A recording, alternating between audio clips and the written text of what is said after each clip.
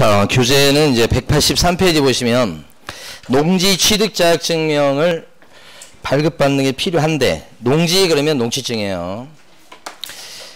그 전에 이제 제일 위에 보시면 농지 소유 상한부터 설명드려요. 농지 소유할 때 좀 제한을 받게 되는 경우가, 농사 짓지도 않는데 농지를 소유하게 되는 경우.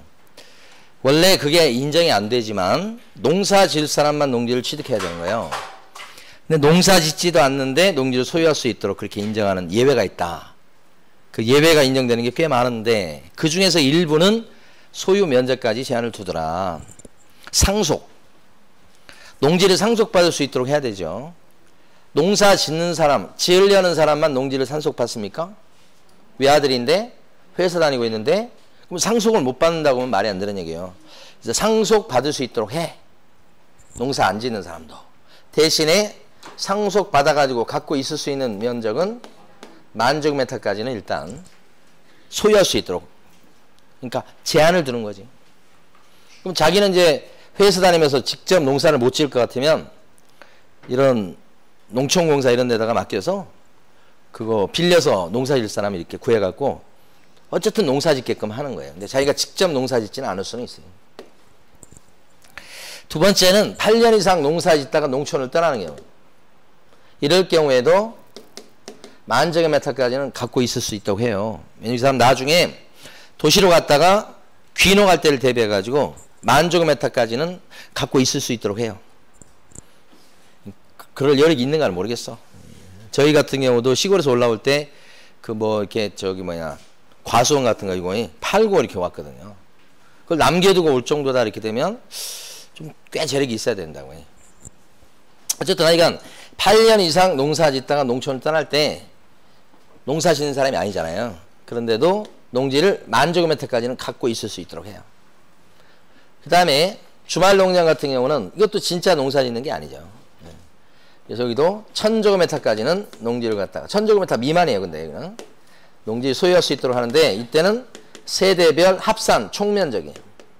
1인당 소유 면적이 아니에요. 이건 투기 막으려고 만들어 놓은 거예요. 그러니까 일단 그 취미 영농하는 사람들, 그러니까 진짜 농사 지는 사람이 아니죠.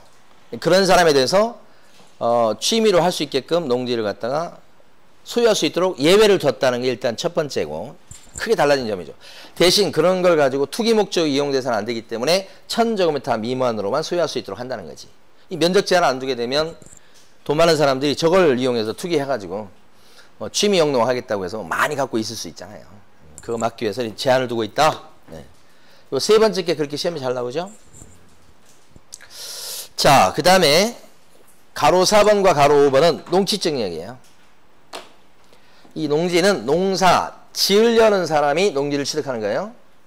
지으려는 사람. 짓고 있는 사람이 아니고.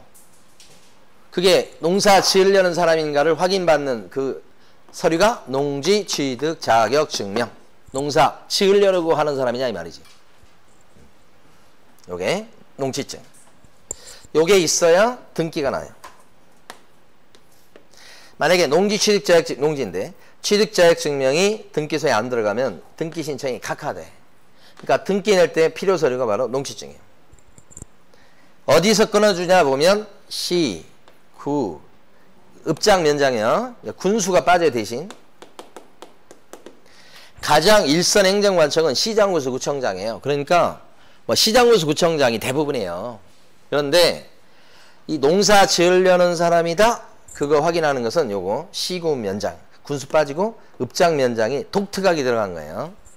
보통 일반적으로는 시장군수 구청장인데, 요게 농취증이 계약을 체결할 때는 이거 없어도 괜찮아요. 계약서 쓸 때는 농취증 없어도 된다. 계약서 쓸 때는 없어도 되는데, 저거 없어도 되는데 계약서 쓸 때는 등기 신청할 때는 꼭 필요해. 그래서 농지는 원칙적으로 농취증이 필요하다. 그래서 여기 지금 다 써놓고 있지 않지만 매매를 통해서 농지를 매입하는 경우든 농지를 증여받은 경우든 판결로 농지를 취득하는 경우든 농사 지으려는 사람만 취득할 수 있도록 해요. 여기 있어야 등기가 나요. 경매로 낙찰을 받은 사람도 농사 지으려는 사람만 낙찰을 받을 수 있도록 해요. 그게 이제 농취증이 필요하다는 거예요. 근데 일반적으로는 등기 신청할 때 농지증이 들어가는데 경매가 좀 달라요.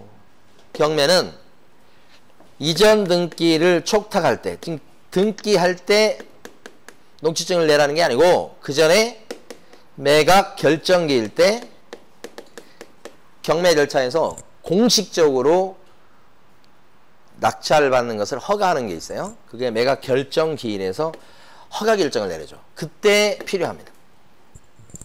등기 신청할 때 필요한 게 아니고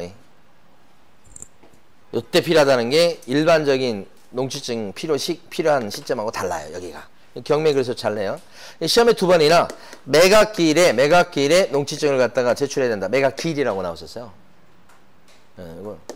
매수 신청할 때 그 뜻이에요. 입찰 들어올 때. 아니고 그때 아니고 일주일 뒤에 매각 결정기일 때 농지증을 제출한다는 거예요. 시기가 좀 달라서 눈에 확 띄는 겁니다. 그 다음에 이제 주말 농장 같은 경우에도 농지증 필요하고 취미로 할 거지만 면적 제한 두고 뭐 그런 것 때문에. 그 다음에 농지 전용 허가 또는 신고한 자가 농지를 갖다가 소유하게 되는 경우.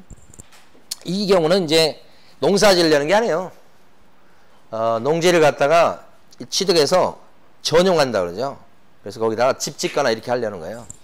그래서 이건 마음대로 집 질 수 있는 건 아니지. 허가를 받아야 되고 또 규모에 따라서 신고하는 경우도 있어. 이런 사람이 농지를 취득한다 그랬을 때는 농지증을 갖다가 받아오게 하는데 이게 진짜 농사 지을 사람이 아닌데도 이걸 끊어오라고 그래요. 형식이에요, 형식. 그러니까 발급 신청을 하면 이 사람 같은 경우는 이거 받는 게 어렵지 이거 받았다는 거 요게 있으면 요 농지증 끊는 건 그냥 식은죽 먹기야. 그냥 끊어줘. 그냥 큰 신경 안 써도 돼요. 바로 발급이 된다고 생각하시면 돼. 어쨌든 필요는 해. 이게 이제 어떤 경우가 있을 수 있냐면 농지 전용이나 허가 받은 사람, 농지 전용 신고한 사람이 나중에 전용하겠다고 하는 원래 제출했던 그 사업을 착수를 안 하면 다시 농지로 돌아가요. 이게 취소 제도가 있어요. 이게 취소. 허가했던 걸 취소시켜버려요. 관청에서. 계획대로 안 하면. 그때는 다시 농지로 돌아갈 거니까 일단 형식상은 받게 하는 거예요. 근데 가로 5번 보시면 농지증 필요 없는 경우가 있어요. 필요 없는 경우 중에서 대표적인 경우가 상속 등기할 때. 농지를 상속받을 때 농지증 끊어와 그래버리면 농사 지으려는 사람이 아니면 농지를 상속 못 받게 되잖아요. 이건 필요 없어요. 요구할 수가 없어 이건 당연히. 그 다음에 합병, 합쳐지는 거잖아요. 회사와 회사에 합쳐지는 거. 근데 회사가 합쳐지기 전에 농지를 갖고 있었던 거지. 합쳐져서도 계속 농지를 갖게 되는데 그럴 때 합쳐지기 전에 농지를 소유할 때 이미 농지증 검사 맡았어요. 이번엔 이게 합쳐지기만 하는 거예요. 그 다음에 공유물 분할. 자, 농지가 있는데 농지를 지분으로 취득합니다. 절반 지분. 절반 지분. 이게 지분으로 취득해. 지분. 응? 이게 지분으로 취득하려고 했을 때 요 A는 농지증 있어야 됩니까? 절반 지분만 취득하는데 있어야 돼요. 농지를 지분으로만 취득할 때도 농지증이 필요한 거예요. 이 사람들 필요해요. 이게 농사 지을 사람이 돼야 지분 취득도 가능한 거예요. 그랬다가 A하고 B가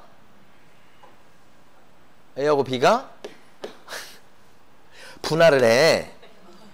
단독 명의로 등기한다고 이제. 그 단독 명의로 등기 칠 때 농지증 또 제출해야 돼요? 할 필요가 없지. 여기 지분 취득할 때 이미 검사 맡았거든. 그쵸?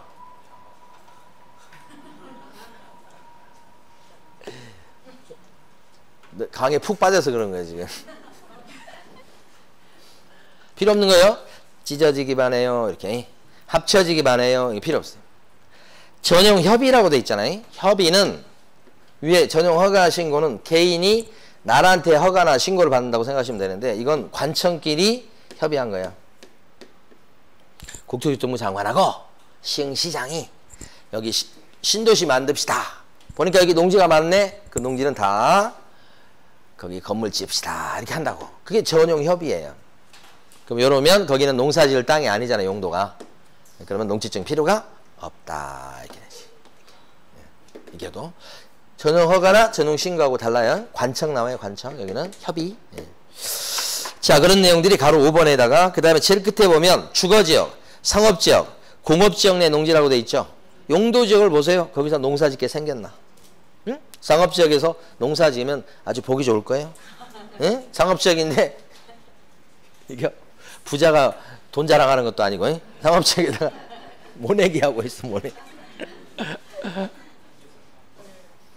여기 지금 창릉지구 있잖아요. 여기 거기 지금 보면 그 용도지역을 띄잖아요. 용도지역을 보잖아요. 토지용 계획 확인서로 상업지역이에요. 가보면 논이에요. 밭이고. 근데 벌써 용도지역은 상업지역 주거지역으로 이미 바뀌어 있어요. 바뀌기 전에는 이거예요.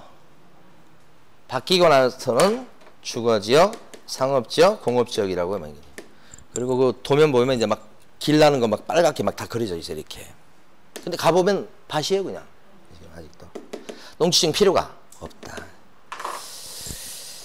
자, 넘어가셔서 발급 절차 보시죠. 이 농취증은 시군면장이 농사지을 사람이구나 판단이 되면 발급해 주는데 농사지을 사람인지 아닌지 어떻게 알아봐요? 생긴 걸 갖고 알아봐요? 시커멓게 생겨야 되는 거야? 자, 농사짓는 계획서를 딱 보고서 농사짓는 계획서에 농사짓겠다고 멋지게 딱 돼 있으면 이거 보고 여기서 자기 혼자 판단해서 발급을 해줘요. 이거 보고. 그러니까 농사짓는 계획서를 멋지게 쓰면 되는 거예요. 그리고 심사기간이 7일이지. 중요한 것은 거기 첫째 줄, 둘째 줄에 나오지만 주말 체험 영농 목적으로 농지를 취득할 때도 필요한데 그럴 때도 주말 체험 영농 계획서를 제출해야 된다는 게 이번에 중요한 변화지. 그래야 그거 갖고 발급을 해주니까 심사기간은 7일 이렇게 되지. 근데 농지위원회 심의를 거치는 경우가 있어요. 이건 위원회 그러면 혼자가 아니잖아요. 저게 아니고 일반적인 경우는 여기 단독으로 결정해요.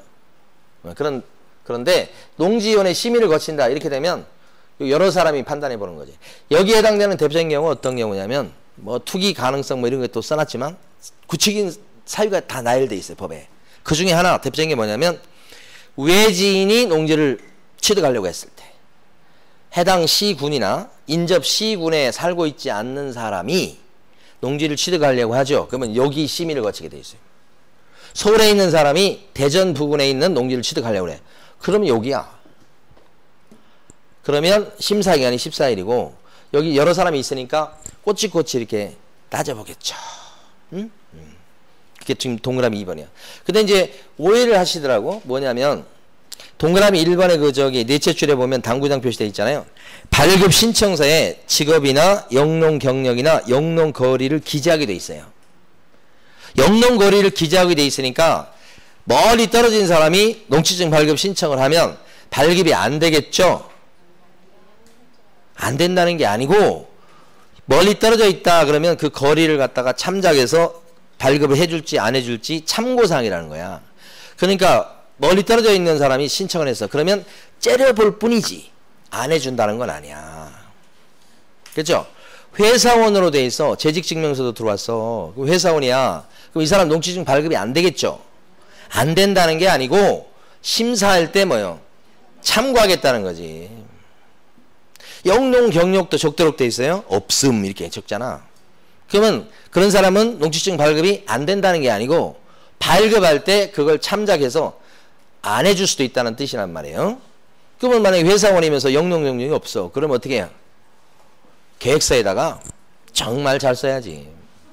응? 그래서 저는 평상시부터 농업에 대한 꿈을 갖고 어릴 적부터 그런 꿈을 갖고 있었으나 어쩔 수 없이 회사 다니고 있는데 곧 때려칠 예정임. 뭐 이렇게 하면서 그러면 여기 시군면장이나 농지위원회에서 감명을 받아갖고 패스 이렇게 할 수 있잖아요. 응? 그런 거예요. 그거 무조건 안 낸다가 아니고. 그 다음에 동그라미 3번에 보면 농업계획서를 안 내도 되는 경우가 있어요. 안 내도 되는 경우 대표적인 경우가 어떤 경우냐면 밑에 박스에 보시면 농지 전용하려고 허가를 받아서 허가받은 자가 농지를 취득하는 경우 농지 전용하려고 신고했던 사람이 자 농지를 취득하는 경우 이럴 때는 진짜 농사 지을 게 아니죠. 그래서 농사 짓는 계획서를 내라고 그러면 사실 낼 게 없죠. 여기는 면제죠. 이건 무조건 그냥 농취증 발급이 되는 거예요. 심사기간은 그래서 줄을 지어 며칠? 4일. 이렇게. 그래서 밑에 동그라미 4번에 보면 일반적인 경우는 7일, 면제되는 경우는 4일, 농지위원회 심의 대상은 14일. 무조건 나오는 거예요. 그 다음에 밑에 가시면 위탁 경영 얘기 나옵니다. 자, 좀 볼게. 원래 농지 임대차는 원칙적으로 금지예요. 자기가 농사 지어야지, 자기가 농지 소유자인데 남한테 빌려주고 그러면 안 되는 거예요. 다만 예외적으로 법이 정한 사유에 해당되면 어쩔 수 없이 빌려주는 걸 허용하는 경우가 있어요. 그런 경우 중에 보면 가로 8번 가보시면 동그라미 1번 군대 갔다 와야 돼. 그러면 이제 빌려줄 수밖에 없잖아요. 나라의 부름을 받았으니까. 그 다음에 3개월 이상 해외여행이야. 빌려줄 수밖에 없잖아요. 이럴 때도. 그러니까 이런 사유가 있으면 빌려주고 위탁 경영이 가능하다 이런 얘기지. 동그라미 4번에 보면 잔뜩 나와요. 몸이 아파요. 대학교 가야 됩니다. 이번에 국회의원 됐어요. 이런 거. 거긴 안 나왔지만 깜빵에 4년 갔다 와야 돼요. 이런 거 있잖아요. 이런 거 다 빌려줄 수 있는 사유가 된다 이거지. 자, 그러면 이제 시험에서 지금 최근에 주로 많이 보이는 게 뭐냐면 가로 9번 농지 임대차예요. 농지 임대차. 오른쪽 가로 9번이요. 하나도 빠짐없이 알아두셔야 될 것 같아요. 임대차에 대해서 잘 내는데 일단 농지 임대차 계약은 서면 계약이 원칙이다. 동그라미 1번부터. 사용대차는 공짜로 빌려 쓰는 거예요. 사용대차 계약도 서면 계약이 원칙이다. 그런데 농지 임차인 같은 경우에 자신의 그 임차권을 농지의 새 주인한테도 주장할 수 있도록 합니다. 그게 바로 뭐냐면 대항력. 임차인한테 인정되는 가장 센 권리 중에 하나가 대항력이지. 동그라미 2번이지. 아직 출제 안 됐는데 출제가 유력해요. 농지 임차인이 농지의 새 주인한테 자신의 농지 임차권을 갖고 대항하려면 어떤 조건을 갖춰야 되냐. 그죠? 거기 있습니다만 둘째 줄에 인도. 동그라미 2번에 셋째 줄이군요. 그러니까 인도받았다 그렇게 돼 있죠. 인도. 그 다음에 둘째 줄에 있는 것처럼 시군 면장의 확인의 동그라미. 둘째 줄에 확인. 확인은 농사짓는 확인이에요. 농사짓는 확인. 두 가지. 두 가지 요건을 갖추면 그 다음 날부터 제3자한테 효력이 생긴다. 다음 날부터 대항력이 생긴다. 그 뜻이에요. 동그라미 2번이죠. 요게 이제 뭐 주택이나 상가도 똑같잖아요. 주택은 인도 플러스 주민등록 전입신고. 다음 날 대항력 생기죠. 상가는 인도 플러스 사업자 등록 신청. 다음 날 대항력 생기죠. 농지는 인도 플러스. 인도는 다 똑같죠. 인도 플러스 확인. 농사짓는 확인이에요. 확진일자 아니고 농사짓는 확인. 그럼 다음 날부터 대항력 이렇게. 그렇지만 여기 나와 있지 않는 것처럼 우선 변제권이나 최우선 변제권은 없습니다요. 응? 주택이나 상가에는 막 우선 변제, 최우선 변제 있잖아요. 농지 임차에는 그런 게 없어요. 우선 변제, 최우선 변제 그런 게 없다. 그 다음에 동그라미 3번. 법은 원래 농지 임대차 기간은 3년 이상 하게끔 되어 있습니다. 장기간. 단연생 식물을 갖다 키우는 경우는 5년 이상 이런 식으로. 그래서 장기간 계약하도록 되어 있는데 그러다 보니까 동그라미 4번 보면 최단 기간에 제한을 두는데 3년이에요. 3년. 기한을 정하지 않거나 3년보다 짧은 계약 기간을 정했다 그러면 몇 년 한 걸로 봐요? 3년. 그러니까 임차인 입장에서는 계약 기간 1년 했다 그래도 뭐예요? 3년 주장할 수 있어. 근데 1년 했을 때 동그라미 4번 1년 했을 때 5번 임차인은 1년만 농사 짓겠다고 하고 그 다음에 비우고 나간다고 해버릴 수도 있죠. 그러니까 임차인은 1년 계약했을 수도 있는데 그러면 1년 주장할 수도 있고 2년 더해서 3년을 채울 수도 있고 그렇다는 게 주택이나 상가도 다 똑같잖아요. 그런데 다른 게 뭐냐면 동그라미 6번이에요. 농지에서는 임대인도 3년 밑으로 계약할 수 있는 경우가 있어요. 임대인도. 임대인이 농지 임대인이 말이에요. 군대를 2년 갔다 와야 돼. 그럼 그 군대 갔다 오는 기간 동안 빌려줄 수 있다고 그랬잖아. 그 기간을 2년만 할 수 있다는 거야. 그러니까 법이 정한 불가피한 사유가 있으면 3년 밑으로도 계약을 하고 그 기간을 주장할 수도 있다는 얘기야. 주택은 그게 안 되죠. 주택은 만약에 저 임대인이 1년 동안 중국 갔다 와야 돼. 그래서 계약서에 1년 쓰고 갔다 오는 거야. 주택. 1년만 상사 주재원으로 있다 다시 오는 거야. 1년 뒤에 왔어. 그 집에 들어가려고 그래. 계약서 1년 적혀 있어. 들어가려고 했더니 임차인이 뭐라고 그래? 1년 더 이렇게 하는 거야. 그래 버리면 못 들어가 그 사람. 다시 딴 데 갔다가 들어와야 돼. 1년 있다가. 응? 1년 뒤에나 들어올 수 있을지 모르겠네. 1년 뒤에 가니까 뭐라고 해? 갱신 요구. 그럼 다시 또 2년을 또 돌아야 돼. 그 임대인은 굉장히 좀 제약을 많이 받는 거죠. 그런데 이 농지 같은 경우는 임대인이 무조건 그런 건 아니고 불가피한 사유가 인정이 되면 그럴 적에는 3년 밑에 계약할 수도 있고 그 기간을 주장할 수도 있다는 거지. 동그라미 6번 중요합니다. 7번 갱신 거절이 있어요. 갱신 거절. 농지 임대인이 이거 농지 비우고 나가 이렇게 할 수 있다고. 3개월 전까지 갱신 거절할 수 있어. 3개월 전. 그거 안 하고 지나가면 어떻게? 묵시적 갱신 이렇게 되죠. 그래서 3년 전까지 주장할 수 있다. 아니 3개월 전까지 주장할 수 있다. 갱신 거절을 주택은 언제까지 할 수 있나요? 갱신 거절 주택은 6개월 전부터 2개월. 주택은 2개월 전. 상가는 6개월 전부터 1개월 전. 그죠? 농지는 3개월 전. 그러다 보니까 최단 기간하고 같잖아요. 그게. 최단 기간은 물론 3년 연이지만 이건 개월이지만 주택은 2개월 전까지. 상가는 1개월 전까지. 농지는 3개월 전까지. 예? 그 다음에 동그라미 8번 보면 농지 임대차에 대해서 분쟁이 많아요. 동그라미 8번. 그 분쟁이 생기는 것 중에 기간, 임대차 기간이라든지 임차료에 대해서 분쟁이 많은데 분쟁이 생겼을 때 분쟁 조정 신청을 어디에다가 해라? 분쟁 조정 해주는 데가 어디예요? 시군면장. 아니고 시장군수구청장이란 말이에요. 일반적으로 봤을 때 시장군수구청장이 일선 행정관청이에요. 그러니까 다 시장군수구청장으로 아시면 되는데 뭐만 시군면장이냐면 농사를 지으려는 사람이냐는 확인. 즉 농지증. 농사를 짓고 있는 사람이냐는 확인. 농사 확인. 요것만큼은 누구예요? 시군면장이에요. 나머지는 다 시장군수구청장이라고 생각하시면 돼요. 그러니까 분쟁 조정도 시군구청장. 그 다음에 가로 10번에 보면 이제 주말 체험 영농 목적 농지를 취득하게 되는 경우가 시험에 참 잘 나오는데 동그라미 1번 비농업인도 농사꾼 아니어도 농지를 취득할 수 있는 거죠. 그러다 보니까 투기 목적에 이용돼서는 안 되기 때문에 동그라미 2번 면적을 제한을 두죠. 1000제곱미터 미만. 이때는 세대별 합산 면적, 총 면적입니다.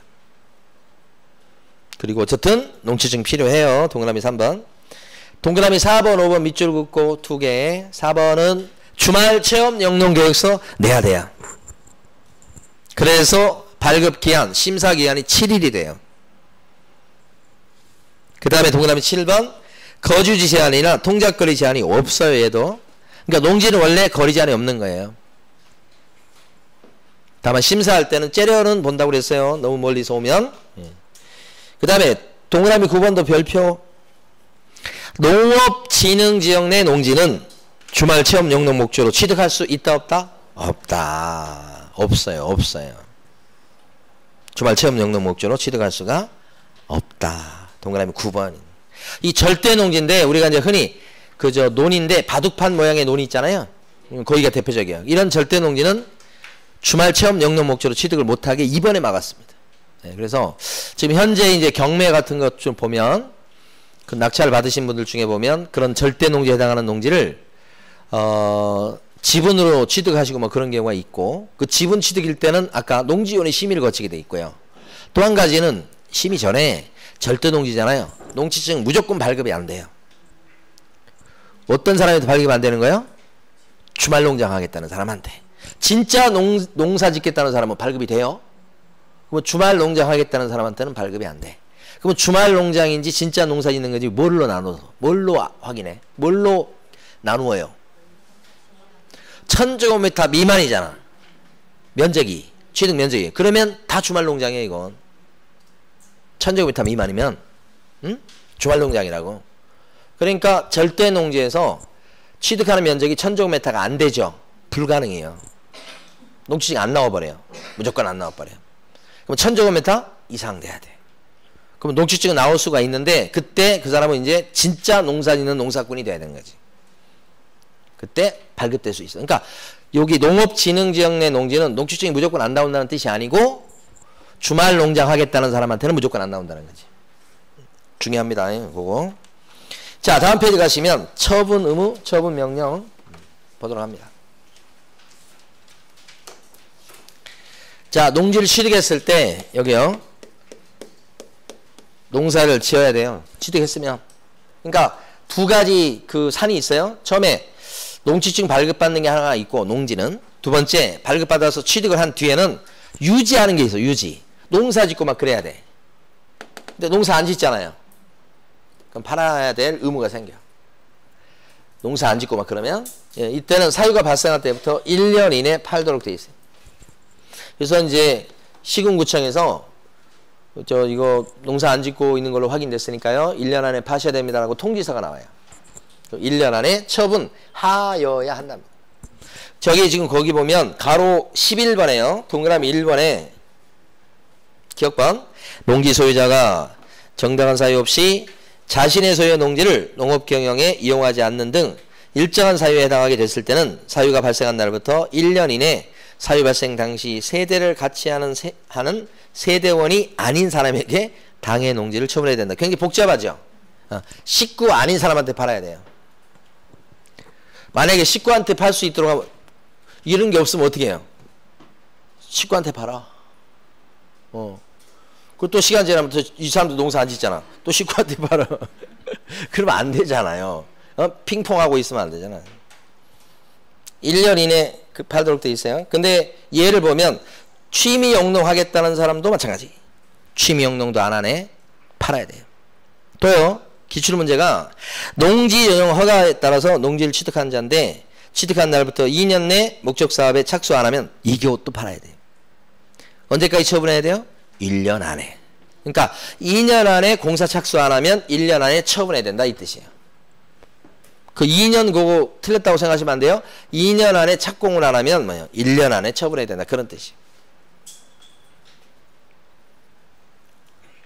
동그라미 니은번에 보면 상속이나 8년 이상 농촌에서 농사 짓다가 이농하는 경우 그래서 10,000제곱미터까지는 소유할 수 있다고 그랬죠. 근데 그 사람이 직접 농사를 짓거나 아니면 다른 사람한테 빌려줘 가지고 농업 경영에 그 땅을 써먹지 아니하면 그때는 어떻게 해요? 팔아야 돼요 또. 그러니까 어쨌든 농사를 짓는데 써먹어야 되는 거지. 다른 사람이 빌려서 써먹든. 자, 동그라미 2번. 이런 처분 통지서를 받고도 처분 안 하죠. 그러면 처분 명령서가 이제 나오는데 이건 협박 문서입니다. 그래서 6개월이라는 말미를 주면서 6개월 이내 처분하시오. 안 하면 이행강제금이요. 안 하면 이행강제금이요. 요 말이 나오는 게 처분 명령서. 처분 명령서에 이행강제금 부과한다고 겁을 줘요. 네, 그런데 처분 명령서를 받고도 끔찍도 안 하죠. 끔찍도 안 해. 그 뭐가 부과돼 이제? 이행강제금 부과된다. 이번에 그저 일본 총리가 총 맞고 죽었잖아요. 근데 그 장면 보면서 저는 느꼈던 것 중에 하나가 뭐냐면 저 범인이 총을 탁 쐈잖아요. 두 발을 쐈는데 두 번 쐈는데 한 번 탁 쐈을 때 아베 총리가 탕 소리가 났는데도 불구하고 그 모습 보셨어요? 수그리거나 깜짝 놀라거나 그러지 않고 그냥 자연스럽게 뒤를 돌아봐요. 그 장면은 쉬운 장면이 아니라고 생각합니다. 지금 이렇게 연설하고 있는데 팡 총소리 같은 게 났잖아요. 총소리인지 생각을 못했을 수도 있는데 누가 총소리 나이든 간에 놀랐을 거 아니에요. 움찔하거나 이래야 되는데 전혀 그게 없어요. 그래서 아베 총리를 제가 존경하는 건 아닌데 그 사람도 뭐 대장을 할 만하구나 그런 생각을 했어요. 꿀쩍도 안 해. 그 돌아봤는데 두 번째 총탄을 맞은 거예요 이제. 그래서 이제 그 장면을 보면서 여러 가지 장면이 좀 떠오르더라고. 예?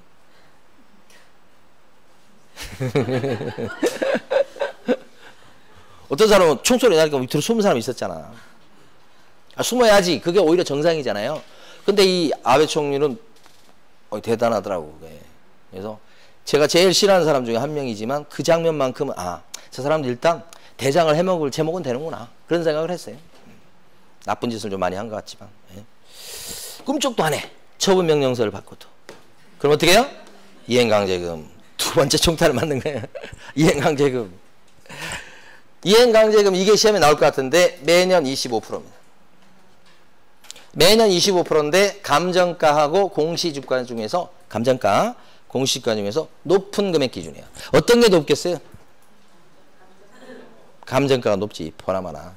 매년 25%씩 부과하니까 매년. 그래서 한 4년 정도만 꾸준히 부과가 되면 어떻게 되겠어요? 땅값이 이행강제금으로 다 뺏겨버리겠죠? 네. 그래서 여러분 기억할 때는 농땡이요. 농지를 안 팔고 농땡이를 치면 25%를 얻어맞습니다. 매년 농땡이요. 농땡이요. 이렇게. 손오공도 생각하셔야 되는데 손오공 언제 나왔었죠 한번. 250. 자, 시장군수구청장이 처분명령서 보냅니다. 문서입니다. 문서. 됐습니다. 이제 확인설명서로 가볼게요.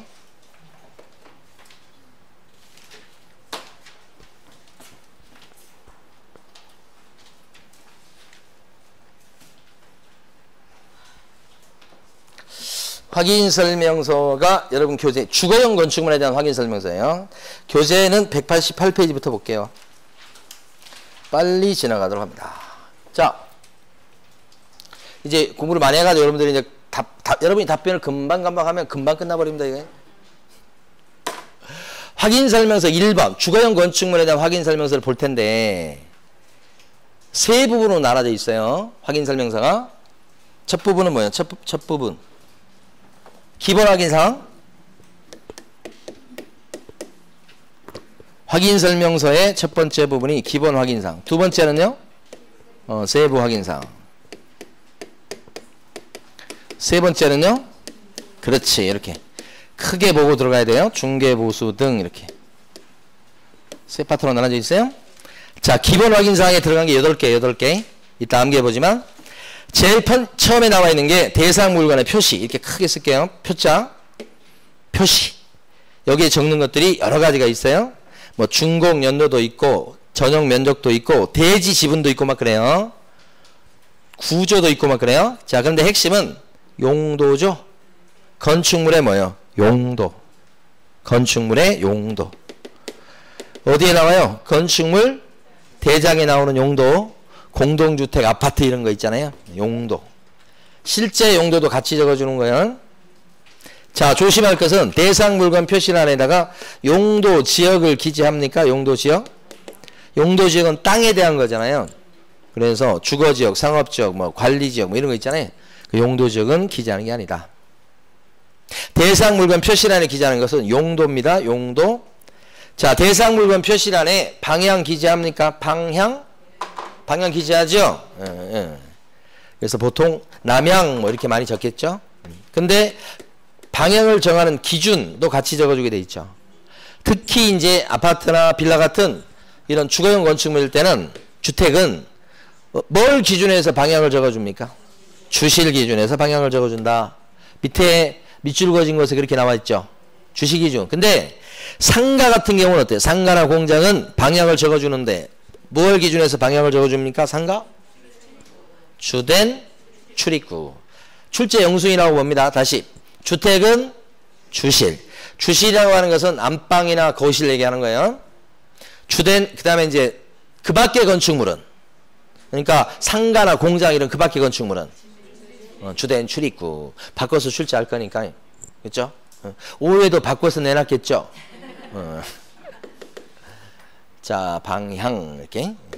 그 다음에 이제 세 번째가 뭐냐? 내진 능력. 내진자 들어가는 거 있죠? 내진 능력, 내진 설계 적용 여부. 세 번째 거 특히 우리 울산, 포항에서 옛날 지진 났을 때 들어온 거예요, 이거. 자, 내진 능력이나 내진 설계 적용 여부는 어느 란에 적어요? 대상 물건 표시란. 꼭 알아두셔야 돼요. 자, 네 번째. 위반 건축물. 네 번째가 뭐예요? 위반 건축물이죠. 위반 건축물 어디에 나와요? 건축물 대장에 나오죠. 대장상에 나와 있는 위반 건축물이 있냐 없냐를 적어주는 거지.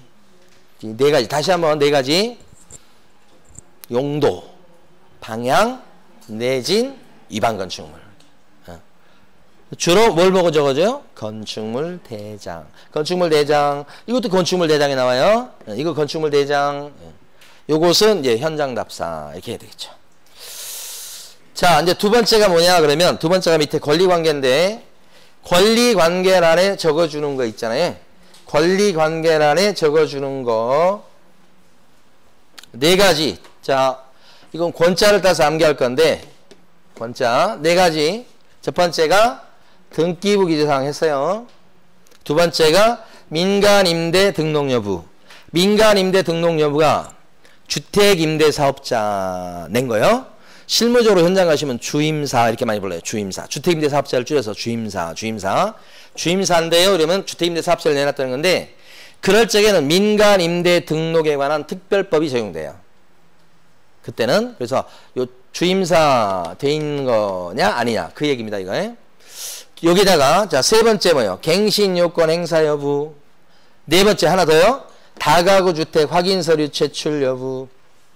다가구 주택의 확인 서류는 뭐냐? 거기 다가구 주택 세입자의 숫자, 보증금, 확정일자 받은 날짜 그런 거 관련 서류예요.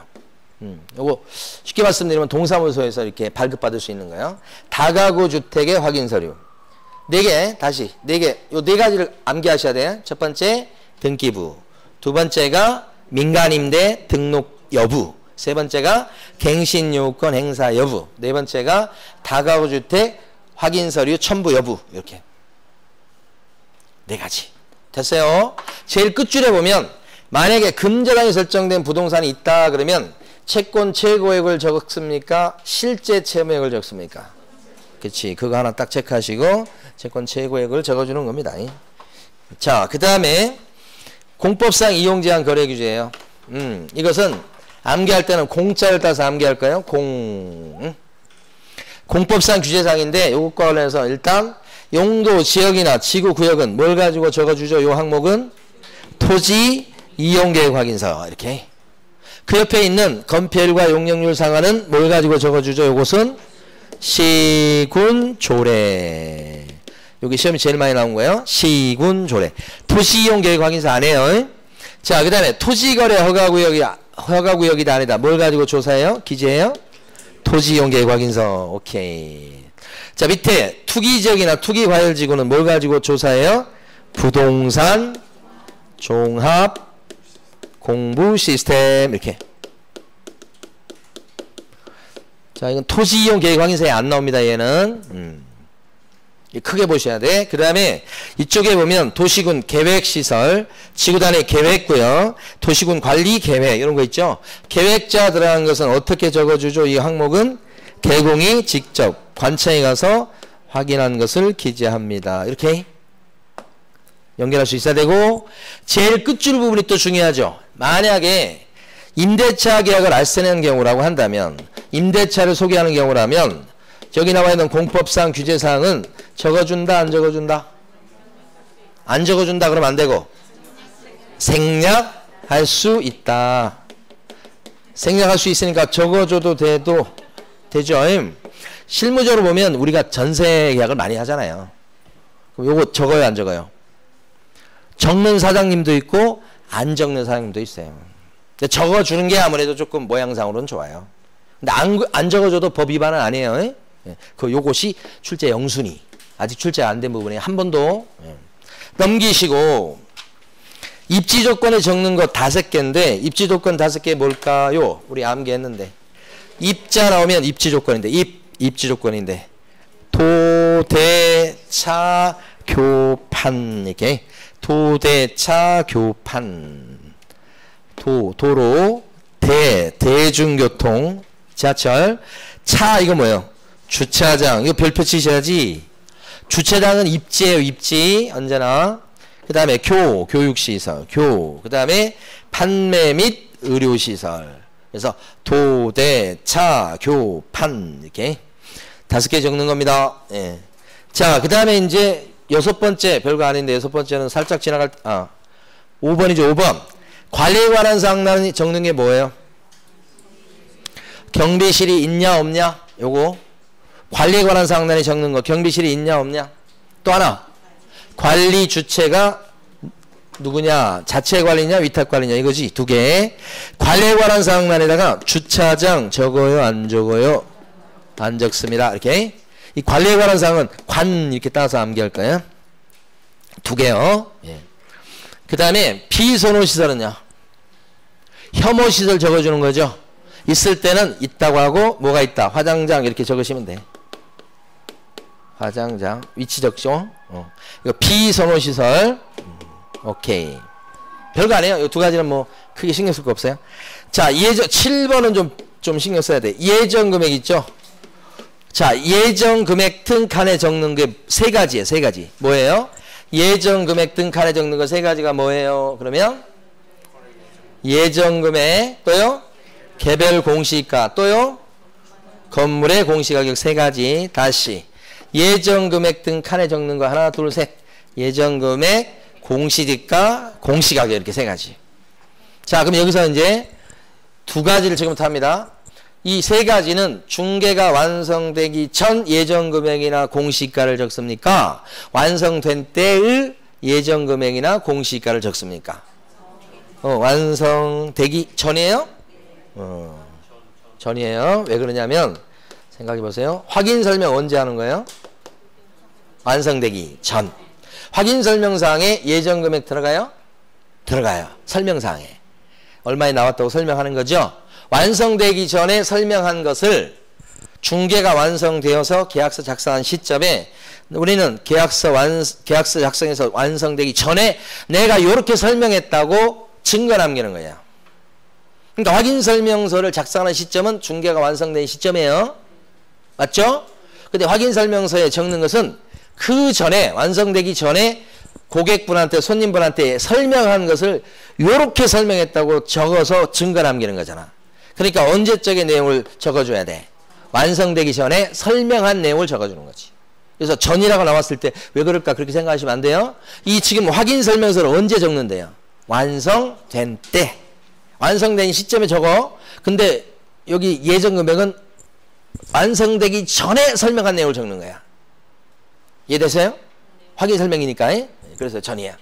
그 다음에 임대차다 그러면 공시지가나 공시가격은 임대차의 경우에는 적어줘요? 안 적어줘요? 기출문제 벌써 나왔어요? 안 적어줘요? 적어줘요? 생략할 수 있다. 밑줄 그어져 있잖아요. 생략한다 그러시면 안 돼. 할 수 있다는 거지. 만약에 임대차를 소개하는 경우라면 자, 임대차를 소개할 때 예정 금액은 생략할 수 있다 없다? 임대차를 소개할 때 예정 금액은 기재하는 것을 생략할 수 있다 없다? 없다. 임대차의 경우에 생략할 수 있는 건 뭐예요? 공시지가하고 밑줄 그어진 거 잘 봐요. 공시지가하고 뭐예요? 공시가격이에요. 엉뚱하게 예정 금액은 임대차의 경우에 생략할 수 있다고 하면 틀려버려요. 보증 얼마, 월세 얼마도 적어줘야 된다. 그거 조심하시고요. 그 다음에 8번. 여기까지 하고 쉴 텐데. 취득시 부담할 조세의 뭐예요? 종류하고 세율이죠? 8번 별표예요. 이걸 암기할 때, 조세하니까 조자를 따서 암기할 거예요. 조인데, 적어줄 조세가 세 가지죠? 뭐예요? 첫 번째. 취득세, 농특세, 지방교육세. 세 개. 예. 요 세 가지는 완성된 때 세금이요? 완성되기 전 세금이요? 완성되기 전 설명해준 세금이라고. 완성되기 전이라고 하셔야 되죠? 근데 만약에 임대차를 소개한다 그러면 요 조세 부분은 적어준다 안 적어준다? 안 적어준다. 적어줄 게 없다. 전세 계약을 했는데 취득세 같은 거 생기는 건 아니니까. 그렇죠? 그거. 세 가지 본 거잖아요. 다시 조세 적어줄 거 세 가지 뭐예요? 취득세, 농특세, 지방교육세. 그거 하나. 그 다음에 두 번째 완성된 때요? 완성되기 전이에요? 전 세금 적어주는 거지. 임대차는 적어줄 게 하나도 없고 제외되고. 에? 자, 쉬겠습니다.